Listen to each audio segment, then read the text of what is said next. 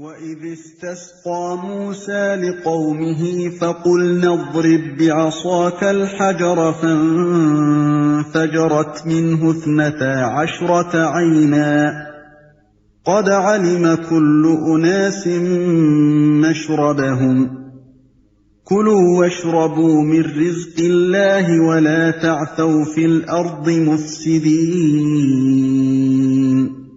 یاد کرو جب موسیٰ نے اپنی قوم کے لیے پانی کی دعا کی تو ہم نے کہا کہ فلاں چٹان پر اپنا عصا مارو، چنانچہ اس سے 12 چشمے پھوٹ نکلے، اور ہر قبیلے نے جان لیا کہ کون سی جگہ اس کے پانی لینے کی ہے۔ اس وقت یہ ہدایت کر دی گئی تھی کہ اللہ کا دیا ہوا رزق کھاؤ پیو اور زمین میں فساد نہ پھیلاتے پھرو، چنانچہ اس سے 12 چشمے پھوٹ نکلے۔ وہ چٹان اب تک جزیرہ نما سینا میں موجود ہے، سیاح اسے جا کر دیکھتے ہیں اور چشموں کے شگاف اس میں اب بھی پائے جاتے ہیں۔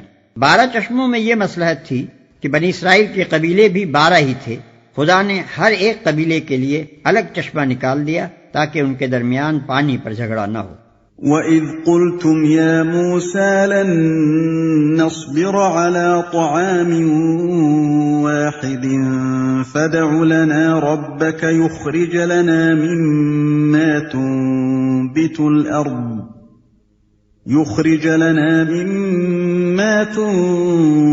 الْأَرْضُ مِن بَقْلِهَا وَقِثَّائِهَا وَفُومِهَا وَعَدَسِهَا وَبَصَلِهَا قَالَ أَتَسْتَبْدِلُونَ الَّذِي هُوَ أَدْنَىٰ بِالَّذِي هُوَ خَيْرٌ اهْبِطُوا مِصْرًا فَإِنَّ لَكُم مَّا سَأَلْتُمْ وَضُرِبَتْ عَلَيْهِمُ الذِّلَّةُ وَالْمَسْكَنَةُ وَبَاءُوا بِغَضَبٍ مِّنَ اللَّهِ ذَلِكَ بِأَنَّهُمْ كَانُوا يَكْفُرُونَ بِآيَاتِ اللَّهِ وَيَقْتُلُونَ النَّبِيِّينَ بِغَيْرِ الْحَقِّ ذَلِكَ بِمَا عَصَوا وَكَانُوا يَعْتَدُونَ۔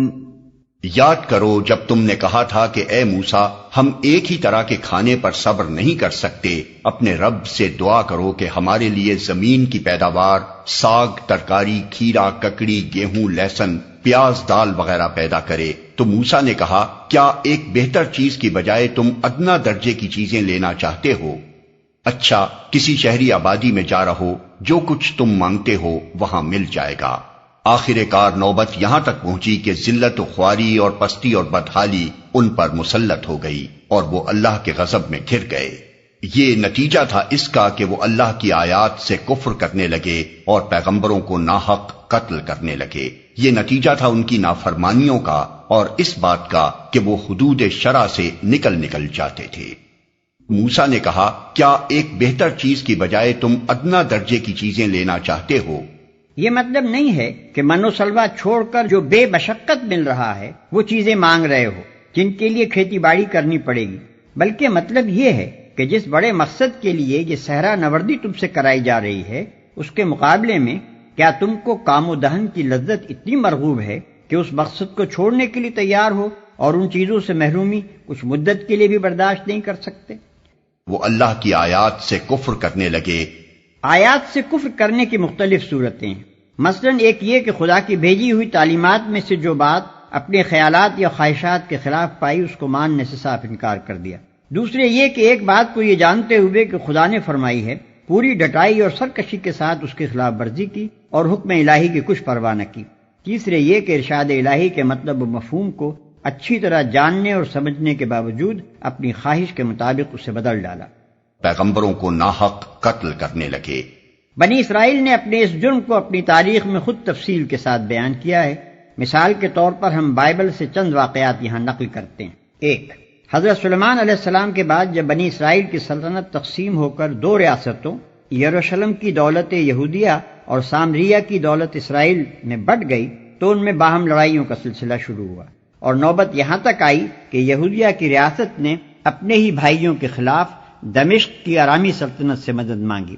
اس پر خدا کے حکم سے حنانی نبی نے یہودیہ کے فرمانروا آسا کو سخت تنبیہ کی، مگر آسا نے اس تنبیہ کو قبول کرنے کے بجائے خدا کے پیغمبر کو جیل بھیج دیا۔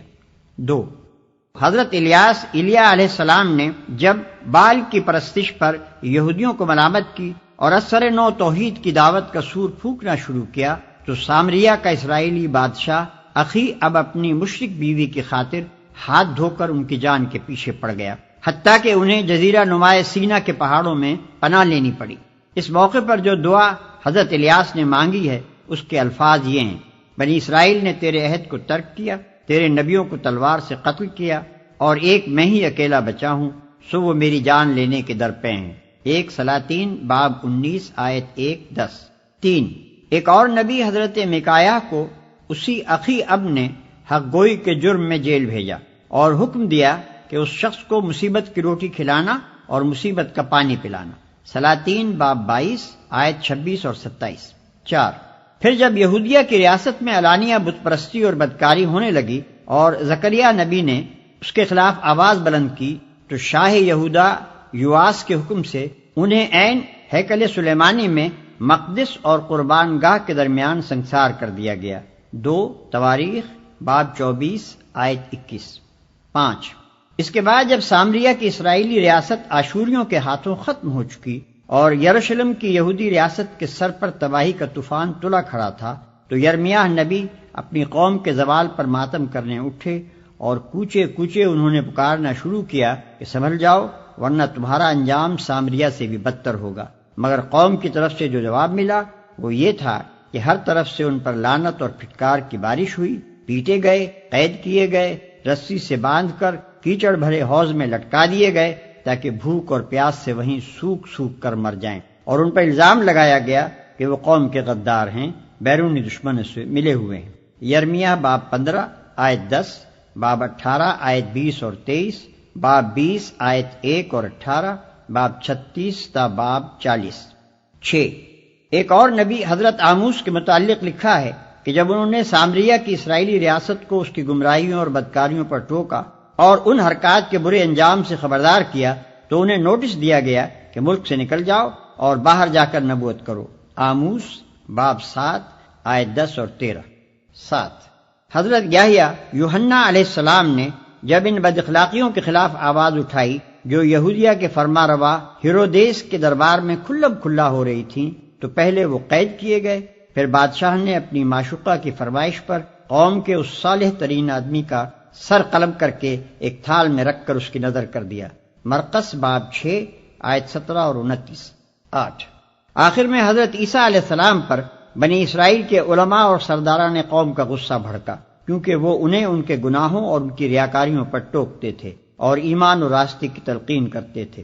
اس قصور پر ان کے خلاف جھوٹا مقدمہ تیار کیا گیا، رومی عدالت سے ان کے قتل کا فیصلہ حاصل کیا گیا، اور جب رومی حاکم پیلاطس نے یہود سے کہا کہ آج عید کے روز میں تمہاری خاطر یسوع اور برابا ڈاکو دونوں میں سے کس کو رہا کروں، تو ان کے پورے مجمع نے بالاتفاق پکار کر کہا کہ برابا کو چھوڑ دے اور یسوع کو پھانسی پر لٹکا۔ متی باب 27 آیت 20 تا 26۔ یہ ہے اس قوم کی داستان جرائم کا ایک نہایت شرمناک باب جس کی طرف قرآن کی اس آیت میں مختصراً اشارہ کیا گیا ہے۔ اب یہ ظاہر ہے کہ جس قوم نے اپنے فساق و فجار کو سرداری و سربراہ کاری کے لیے اور اپنے صلحاء و ابرار کو جیل اور دار کے لیے پسند کیا ہو، اللہ تعالیٰ اس کو اپنی لعنت کے لیے پسند نہ کرتا تو آخر اور کیا کرتا۔